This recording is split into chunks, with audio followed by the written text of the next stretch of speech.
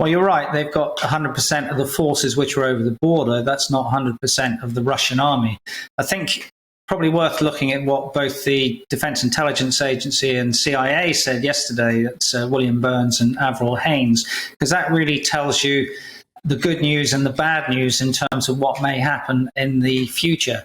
So the bad news is Russia is unlikely to back down, and that there's always the potential for unintended escalation, and that they will grind down the Ukrainian military with no regard for civilian casualties. So that's all bad news. The good news is they can't see how Russia can take Kyiv and how that they would replace Zelensky with a puppet regime. So that's good news. They're also stuck in Chernihiv, and you need a 5-to-1 ratio in what we call OBUA, operations in built-up areas. They haven't got the massive forces to do that. And also they're currently stuck in Mykolaiv, and that is important because they can't launch the operation in Odessa unless they have a land route through there. So there's a sort of mixed picture, but I would always say this is only D+13. It's the 14th day.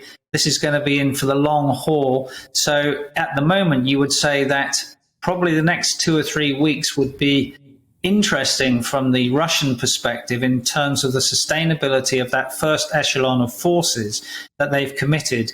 Have they really got some form of logistic balance? And if they've not, they might wither on the vine and die. The thing which has surprised me about some of the engagements, though, is the one thing that they don't seem to be short of at the moment, I'm sure the Americans will be looking for this, is they see artillery as the god of war, and it is that which is destroying the cities, and they just don't seem to be short of that. You know, there's lots of supplies in their first and second line logistics for that. So it'll be looking if they kind of the engagement seemed to be reducing in artillery and multiple launch rocket system terms, which is one of the things you look for in the fragility of firepower logistics, as well as the ability to sustain themselves through, food, beans, bullets, and bombs at the sharp end, with the soldiers freezing in -20 temperatures as we speak.